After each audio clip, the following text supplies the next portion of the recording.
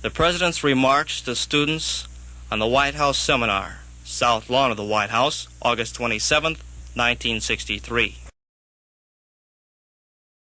Fellow students of government, I'm glad to welcome you to the White House, to express our very warm appreciation to all of you for having come here to Washington and worked with us during the last 2 months. I hope that you will decide to come back, as many of you as can, because I think that your services are vitally needed. 1/3, Prince Bismarck said, 1/3 of the students of German universities broke down from overwork, another third broke down from dissipation, and the other third ruled Germany. I do not know which third of the student body who've been studying here this summer is here today, but I am confident that I'm talking to the future rulers of America in the sense that all people who are citizens, and particularly those who are educated, bear a responsibility for the government of the United States. This is a most complex institution. It is an unfortunate fact of history, as we look around the world, that the number of people who are able to maintain this sensitive system of democracy and individual liberty are rather limited. It has been confined on the whole to a relatively few areas of the world. Most of the world moves through a far more centralized system of authority, which takes the ultimate responsibility upon the governors and not upon the people themselves. To make this very difficult, sensitive, and complicated system, which demands so much of us in the qualities of self-restraint and self-discipline, to make it possible for us to live together in harmony, to carry out those policies which provide domestic tranquility here at home and security for us abroad, requires the best of all of us. I can assure you that there is no career which you will adopt when you leave college that will bring you greater sense of satisfaction and a greater feeling of participation in a great effort than will your work here or in your state or in your community. We sometimes think that the past days were the golden days, that the great figures in the Senate or the great presidents were the great presidents and the great senators, and that may be true, but the fact of the matter is that the problems that we deal with, however adequately or inadequately, the problems that we deal with in the 1960s dwarf all of the problems which this country dealt with the possible exception of the problems 100 years ago.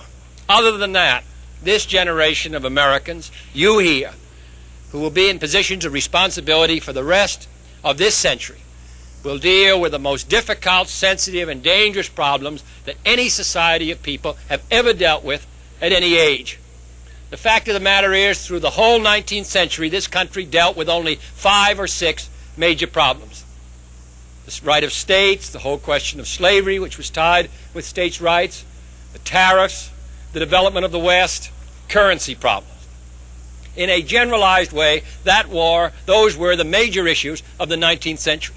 And Calhoun and Webster and Clay, who came to the Congress in the period 1810, 11, or 12, were talking about the same problems, the same 4 or 5 problems, 40 years later, in 1850, when they dominated the Senate. Now the problems come pouring across the desks of the American people in even a summer, which deal once again with the right of states. But the whole problem of space and our balance of payments and what happens in the Middle East and the relationships between Saudi Arabia and Yemen, or in Latin America, or in the Far East, or in Saigon, problems which we can deal with in only a limited way, but problems which affect the security of the United States. So therefore we have these highly complex, highly sophisticated questions upon which experts differ, and yet upon if our society has a solid foundation upon which the American people must make a final judgment. Even the discussion and debates upon the test ban only suggest the complexities of the problems about which we must make up our mind. As Mendes France said a decade ago, to govern is to choose. One of the senators said the other day to Dr. Teller, Doctor, why is it, to Dr. Brown, why is it that you and Dr. Teller, who are such experts, can be wholly in disagreement?